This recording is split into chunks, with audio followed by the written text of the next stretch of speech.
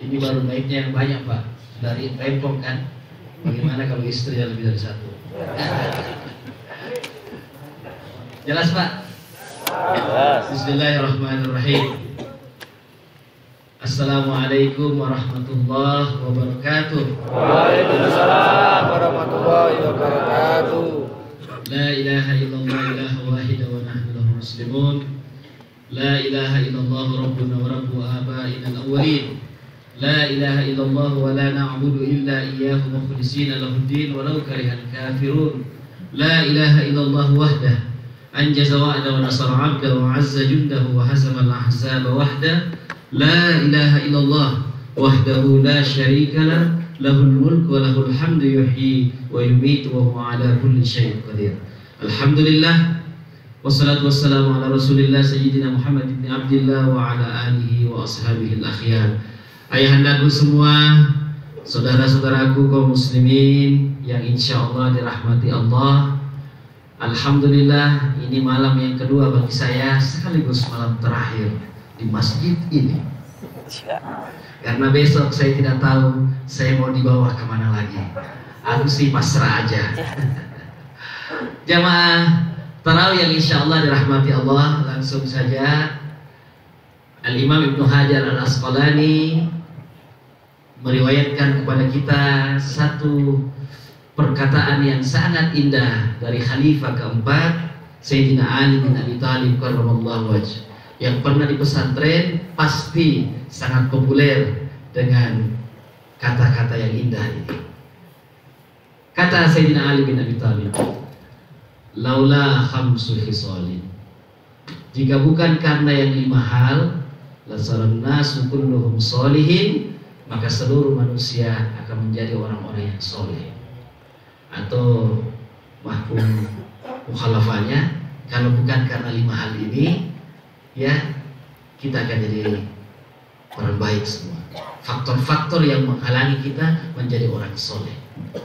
Taruhlah begini kira-kira, pada saat kita sudah dapat pendidikan takwa la'allakum tattaqun di akhir Ramadan nanti, ini 5 hal ini yang berbahaya dalam 11 bulan, 12 bulan perjalanan kita sampai Ramadan berikutnya. Kira-kira seperti itu deh. Yang pertama apa itu? Al-qana'atu bi jahli, merasa cukup dengan kebodohan. Apa yang dimaksud merasa cukup dengan kebodohan? Jelas, tidak mau belajar. Sudah merasa dirinya pintar.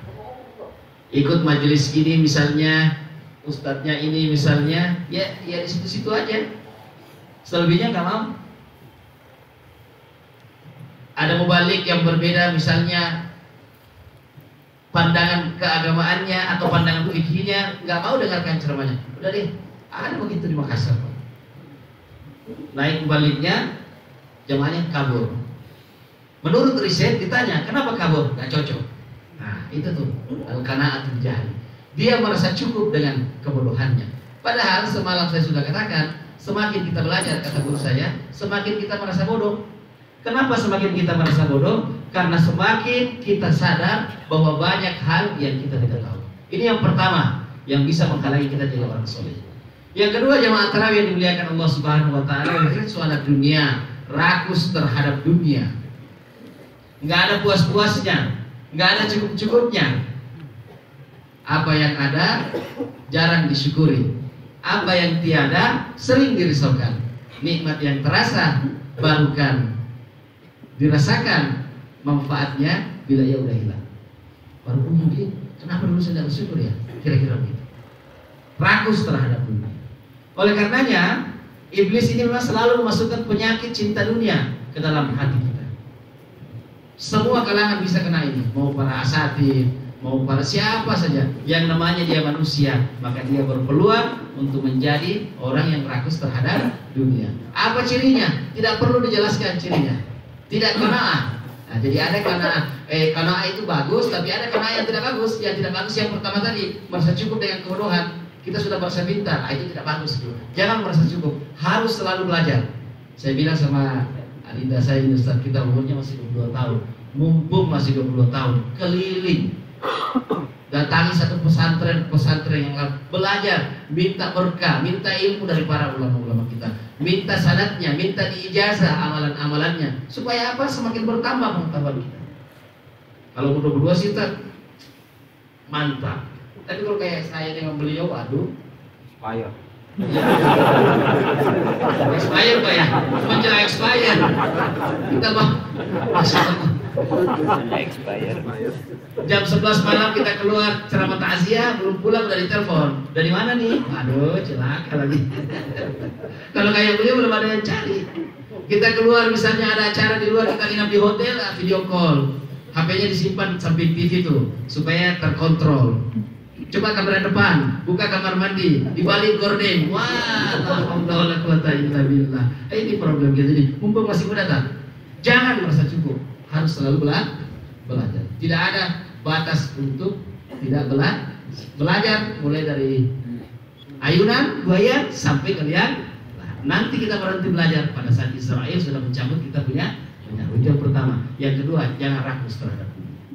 Rakus ilmu silakan, tapi rakus terhadap dunia jangan. Karena salah satu ciri kebersahajaan itu adalah kesederhanaan. Saya selalu menemukan ulama-ulama kita yang bersahaja, masya Allah. Di pesantren mereka yang tulus mendidik santri-santrinya.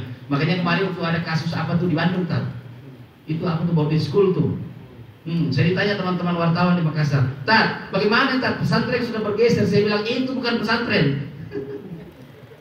Bukan saya bela pesantren karena kita pernah di pesantren, tapi setahu saya semua pesantren-pesantren yang didirikan oleh para ulama-ulama yang ikhlas nggak ada kasus seperti itu. Ya, yang ada tuh ya sekolah berkedok agama, ya ada motif-motif dunia lah di dalamnya dan macam-macam lah ikutannya. Jadi sekali lagi, insya Allah kalau anak-anak kita dimasukkan ke pesantren, insya Allah aman Pak. Jangan khawatir. Tapi pesantrennya pilih-pilih juga, jangan sampai kedoknya doang yang pesantren. Kurikulumnya bukan kurikulum pesantren. Siapa yang mendirikan? Harus ulama. Karena kalau ulama yang mendirikan, insya Allah. Kira-kira begitu. Yang ketiga, apa yang menghalangi kita menjadi orang soleh? As-sukhu bil fadl. Menahan keutamaan. Orang kaya menahan hartanya. Padahal ciri orang-orang yang bertakwa dalam Al-Quran, alladzina yunfiquna fis sarra'i wad dharra, yaitu orang-orang yang menafkahkan rezekinya dalam keadaan lapang maupun sempit. Istilahnya anak-anak di Makassar, ya sekali lagi ya pakai bahasa Makassar ya, anak Makassar. Awal bulan 100.000 kalau hari Jumat, tengah bulan 50.000, akhir bulan 5.000, ya. Tanggal 31 2.000 rupiah. Pokoknya yunfiku. Jadi itu orang takwa. Dalam keadaan lapang maupun sempit selalu memberi.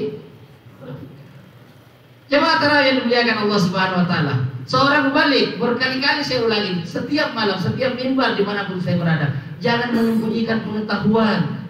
Jangan karena hanya arogansi intelektual kita atau mempertahankan kita punya ormas atau afiliasi, kita menyembunyikan kebenaran. Sampaikanlah Ustaz, jujur.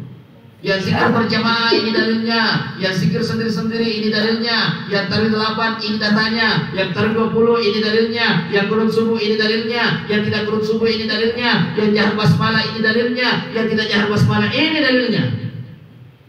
Keadaan tangan sudah takbiratul ihram di atas dada, antara dada dan pusat, di bawah pusat lurus tak berseragam, ini dalilnya. Yang sarungnya di atas mata kaki, ini dalilnya. Yang di bawah mata kaki, ini dalilnya. Jangan saling menghakimi.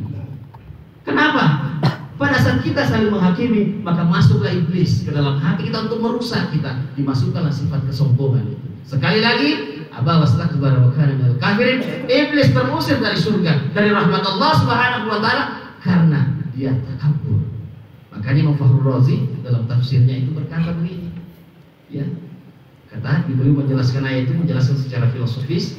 Kata beliau menjelaskan tafsir ayat itu, kalau Tuhan mengosongkan taman surganya dari musuh-musuhmu, yaitu iblis, sebelum kau masuk ke dalamnya, maka kosongkanlah taman hatimu dari musuh sebelum Tuhan ada dalam hatimu. Siapa musuh Allah? Yaitu iblis, laknat. Dan apa ciri iblis? Kesombongan. Dan kesombongan banyak macam Pak. Sombong karena ilmu, sombong karena garis keturunan, sombong karena harta, pokoknya apa saja. Semua orang bisa kena penyakit kesombongan. Mudah-mudahan Allah mengangkat penyakit kesombongan ini dari dalam hati. Yang berikutnya, yang keempat. Ini gak lama-lama lagi nih, saya udah ngantuk. Semalam kan pertama dibuka dulu. Yang keempat, apa yang menghalangi orang jadi orang soleh, kata Sayyidina Ali bin Abi Thalib radhiyallahu anhu, adalah ar-riya'u fil amal. Pamer dalam amal. Satu kali Allahyarham guru saya di Makassar, Ketua Majelis Ulama Indonesia Selatan, baru saja wafat 2 tahun yang lalu, Kiai Haji Sanusi Baco. Ini beliau alumni Al-Azhar juga. Ya. Ini saat teman kuliahnya Gus dulu di Al-Azhar. Bersamaan Pak Quraisy dengan Gus Dur. Cuma Gus Dur nggak sempat kuliah di Al-Azhar, cuma jalan-jalan doang. Nanti beliau baru transfer ke Universitas Baghdad. Di Baghdad lah Gus Dur selesai. Jadi Gus Dur sebenarnya tidak pernah kuliah di Al-Azhar, cuma berangkat ke Al-Azhar.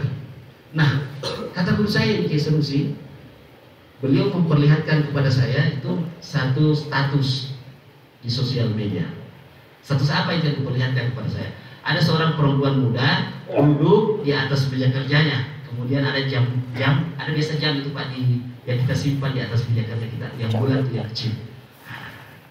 Orang boleh jadi dia suruh temannya, kawannya foto dari belakang. Betulnya begini. Kemudian adalah status di bawah itu. Ada narasi, ada redaksi. Baru jam 9:15 menit, tapi mengantuk sudah tingkat dewa. Biasa dengar ngantuk tingkat dewa. Ini anak-anak adanya sekarang ini, ya, yang milenial ini. Kemudian ada redaksi berikutnya lagi di bawah. Tapi tidak apa-apa, ngantuk hari ini berkah karena semalam 11 rakaat tahajudnya kelar. Pak Kiai nanya sama saya, Erwin, bagaimana pandanganmu ini dengan status ini? Saya bilang begini, alenan reguruta dalam bahasa Bugis ya. Ini ada orang boleh banyak di samping saya tadi. Dia bisa saya orang dulu. Alenan reguruta maksudnya guru kita jauh lebih mengetahui daripada yang ditanya. Pak Kiai Sanusi bilang begini, kamu mengingatkan saya dengan hadis Jibril pada saat malaikat Jibril datang menyamar sebagai seorang laki-laki bertanya tentang iman, Islam dan ihsan kepada Rasulullah. Maka Nabi menjawab, yang bertanya jauh lebih mengetahui daripada yang ditanya. Itu kata beliau sudah siap puan, saya bilang begitu. Bagaimana pandanganmu? Saya bilang, ada guru tanya lebih tahu, Pak Kiai yang lebih tahu. Saya tanya pandanganmu, bukan pandangan saya. Saya ini jawab begini, kalau saya sih Pak Kiai bahaya ini. Kalau saya nih yang memposting amal-amal individual saya, sholat tahajud saya, puasa Senin Kamis saya, khataman Quran saya, ya saya khawatir deh, pasti ada disusupi niat mau di-like, mau dipuji atau dilihat oleh orang lain yang berkawan dengan saya di sosial media. Nah kalau itu sudah masuk paket sudah ria, itu dibilang betul. Ingat itu Erwin, ar-riya'u fil amal, pamer dalam amal, membakar pahala-pahala amalan kita seperti api membakar ranting-ranting kering. Saya mohon dengan sangat kepada diri saya dan kita semua, jangan pamerkan amal-amal individual kita. Tapi amal sosial, kata beliau, silahkan dipamer. Nyumbang ke panti asuhan, bantu sekolah, bantu ini, pokoknya untuk urusan sosial silahkan dipamerkan. Tapi amal individual jangan dipamer. Ada yang viral tuh di sosial media, daftar sumbangan Pak ini sekian, Pak ini sekian, Pak ini sekian, tanpa nama sekian. Dia bilang sampai sebanyak. Itu saya tuh. Si kamu mah jadi karena orang kasar, bodoh aja kata orang. Jadi jangan dipamer. Kenapa? Karena iblis rentang masuk ke situ. Kalau iblis tidak bisa menghalangi kita untuk bangun qiyamul lail, bangun sholat tahajud, maka iblis akan memasukkan ke dalam amal-amal tahajud kita supaya kita posting agar kita dipuji oleh orang lain. Maka jauhlah kita dari Allah Subhanahu wa taala. Terakhir, al-ijabu bi ra'i. Apa yang menghalangi orang jadi orang baik, jadi orang soleh? Ujub, selalu melihat kepada diri. Saya sudah ceritakan tadi subuh kali ya, itu air kuda ya. Udah ya? Belum ya? Belum. Berarti saya ingat masjid yang kemarin. Dalam riwayat dikisahkan, ini Maulana Jalaluddin Rumi menceritakan kepada kita, ada seorang penunggang kuda yang handal dengan kudanya yang handal pula. Kencang sekali kuda itu, kuda pacuan, pokoknya selalu juara itu kuda. Satu kali dia berjalan jauh, mau melewati sungai Frat. Kudanya tertahan, berhentilah kuda itu, penunggangnya turun, tuannya minum, kudanya ikut minum. Selesai minum, Tuannya ini naik kembali ke kudanya, dia pacu sambil dia pukul campur di apa namanya itu, supaya kembali berlari seperti semula. Nggak mau kuda ini, nggak goyang-goyang, diam di tempat. Semakin dicambuk semakin diam. Singkat cerita, datang salah satu arif billah, orang yang mengenal Allah dengan baik. Dia bilang, Tuhan, maukah kuda anda berlari seperti sedia kala? Saya bilang, iya, tentu saya mau, karena saya masih ada tujuan ini. Katanya, tolong tepuk air sungai yang ada di hadapan kita itu. Kenapa saya harus menepuknya? Biar blur. Kenapa harus blur? Supaya bayangan kudamu tidak ada dalam air itu, karena kudamu ini sedang takjub memandangi dirinya di dalam air. Mengerti maksudnya ilustrasi ini, Pak? Inilah kita yang sekarang ini sedang berjalan menuju Allah Subhanahu wa Ta'ala dengan amal-amal kita masing-masing. Terkadang iblis membelokkan kita sehingga kita takjub melihat amal kita. Lihat nih, saya nih udah khatam nih, lihat nih udah 11 rakaat tahajud nih, lihat nih puasa Senin Kamis, lihat nih saya sudah mengikuti sunnah Rasulullah Sallallahu Alaihi Wasallam, saya sudah menjalankan sunnah Nabi. Padahal sunnah apa yang kita jalankan ini, Pak? Mohon maaf, boleh deh kita diskusi. Semua kita yang hadir di masjid ini, termasuk saya, tidak ada yang menjalankan sunnah Rasulullah. Yang ada, jujur ya, kita sedang menjalankan pemahaman kita terhadap sunnah Rasulullah Sallallahu Alaihi Wasallam. Apa yang kita pelajari, yang kita kaji, itulah yang kita pahami. Apa yang kita pahami, itulah yang kita amalkan. Dan apa yang kita amalkan, itulah yang kita anggap bagian dari ajaran Islam. Oleh karenanya, semoga Allah menolong kita dari kelima hal ini, agar kita dapat menjadi hamba-hamba Allah yang soleh. Bismillahirrahmanirrahim. Allahumma rzuqna taufiq at-ta'ah wa bu'dal ma'asiyah wa sidqan niyah wa irfanal hurmah wa akrimna bil huda wal istiqamah wa saddid alsinatana bis sawab wal hikmah wa amla' qulubana bil ilmi wal ma'rifah wa tahhir butunana min al haram wash syubhat wa qa'idana 'anil dhulmi was sirka واقدد أبصارنا عن الفجور والخيانة واسدد أسماعنا عن اللغو والغيبة وتفضل على العلماء بالزهد والنصيحة وعلى المتعلمين بالجهد والرغبة وعلى المستمعين بالاتباع والموعظة وعلى المرضى المسلمين بالشفاء والراحة وعلى مشايخنا بالوقار والسكينة وعلى الشباب بالإنابة والتوبة وعلى النساء بالحياء والعفة برحمتك يا أرحم الراحمين. ربنا آتنا في الدنيا حسنة وفي الآخرة حسنة وقنا عذاب النار. سبحانك يا لا إله إلا أنت الأمان الأمان الغوث خلصنا من النار يا رب. وصلى الله على سيدنا محمد وعلى آله وأصحابه وسلم. الفاتحة مع الصلوات. بسم الله الرحمن الرحيم.